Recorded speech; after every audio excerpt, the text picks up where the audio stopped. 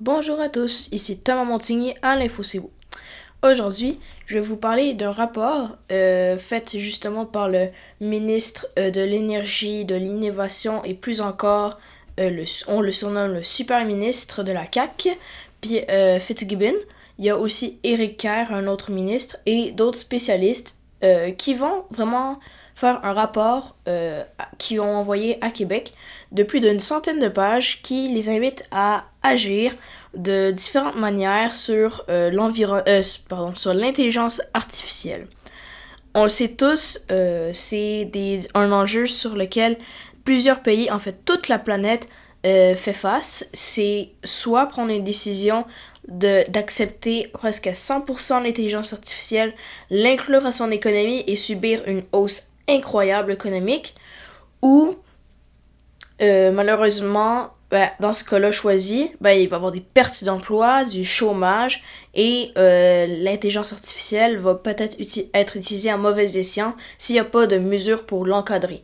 Dans l'autre cas, si on prend des mesures inverses, si on limite l'intelligence artificielle et tout ça, la baisse économique sera très présente, mais justement, on sera assuré au moins d'avoir des mesures pour bien encadrer tout ça et protéger la vie privée et plein d'autres aspects de la démocratie avec l'intelligence artificielle. Donc c'est un document assez volumineux, comme je l'ai dit, et ça comporte plusieurs sujets. Donc par exemple, bien l'intégrer à l'économie. Ça pourrait aider le gouvernement à combler des emplois justement qui sont en demande, donc la pénurie de main-d'œuvre qu'on voit de plus en plus. Et ça pourrait permettre de faire plus d'argent et tout ça sur, par exemple, les fermes. Il pourrait, à la place que le travailleur, l'agriculteur, soit en train de rouler sur son tracteur, ça pourrait être, par exemple, un tracteur qui fonctionne à l'intelligence artificielle selon les données et plein de manières de programmer tout ça. Et c'est pas juste dans, mettons, cette industrie-là, dans les usines ou même dans des compagnies pour les aider à faire des analyses ou à prendre des décisions. Donc ça, c'est vraiment très global, pardon. Et ils veulent aider justement les compagnies québécoises avec un soutien. Comme ça pourra les aider à prendre des bonnes décisions, mais aussi à pas trop s'engager là-dedans. Parce que, comme je l'ai dit précédemment, on veut pas aussi que y a une pénurie que justement il y a une hausse du chômage au Québec, mais toutefois on veut rester un chef de file concernant ce dossier-là spécifiquement. Il y a aussi l'enjeu de former les jeunes. Pas seulement de devenir des spécialistes en tout genre sur l'intelligence artificielle et de savoir tout sur tout. Non, c'est de plutôt familiariser les jeunes à cet enjeu-là, sur l'éthique et tout ça. Comme ça, de la maternelle à l'université, il pourra avoir une évolution des apprentissages concernant ce qui est bon à faire avec ça, comment l'utiliser et dans quel contexte et plus encore. Donc, c'est une manière de pouvoir s'assurer que les futures générations pourront l'utiliser vraiment de la bonne manière, cette intelligence-là, parce que c'est la nouvelle technologie de l'année 2023 et maintenant qui connaît une incroyable amélioration en 2024 et ça va aller au-delà de ça. Donc c'est impressionnant de voir que le gouvernement veut vraiment s'investir là-dedans. Toutefois, il y a d'autres enjeux qu'on voit actuellement que la CAQ a besoin de régler premièrement avant de se concentrer sur l'intelligence artificielle. Par exemple, il y a des grèves qui viennent d'être réglées, mais qui ont encore des tensions. Donc, il y a l'éducation, la santé et les logements. Ça, c'est quelques enjeux seulement. Il y a aussi le français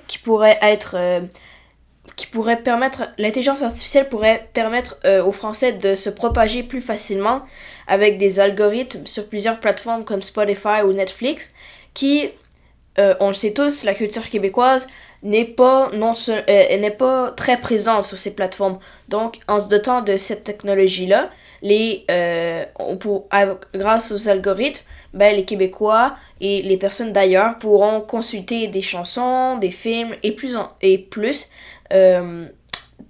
provenant du Québec. Donc, ça pourrait augmenter la culture québécoise, la faire découvrir au monde et au-delà. Il y a aussi l'enjeu justement de l'investissement. On sait que le gouvernement du Québec avait prévu des révisions financières à la baisse. J'avais déjà fait un podcast sur le sujet et il y a plein de dossiers sur lesquels investir et tout changer. Donc, selon moi, c'est pas un enjeu sur lequel on devrait investir la majorité de notre temps au Québec, mais c'est c'est aussi bon de le considérer. Comme ça, on pourra s'assurer de pas prendre un pas de recul, de prendre un retard là-dessus au Québec, contrairement à l'Ontario par exemple, aux États-Unis, aux autres pays qui intègrent de plus en plus et mettent des restrictions à l'intelligence artificielle. Il y a aussi les droits d'auteur, les artistes au Québec. En plus, vient s'ajouter ça à la culture. On veut pas que l'intelligence artificielle reproduise ou va chercher des éléments de d'autres artistes québécois pour former une œuvre totalement similaire ou avec des éléments qui se ressemblent vraiment beaucoup pour justement faire en sorte que les droits d'auteur soient respectés et bien encadrés. Il y a aussi tout l'enjeu de la désinformation sur les réseaux sociaux. On voit une augmentation des gens qui consultent les nouvelles sur ces plateformes-ci.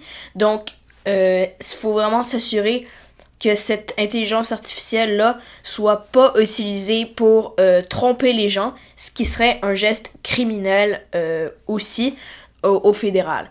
Il y a aussi la corruption et l'ingérence dans plusieurs compagnies qui sont faites par des pays comme la Russie et la Chine.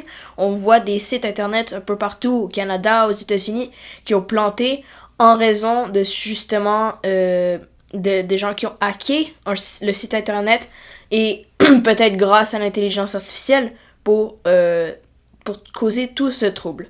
Donc, c'est vraiment un dossier très important, très global et qui peut s'étendre sur plusieurs autres aspects, mais c'est selon moi très important que le gouvernement considère cet objectif-là de rester un chef de file dans le milieu de la technologie.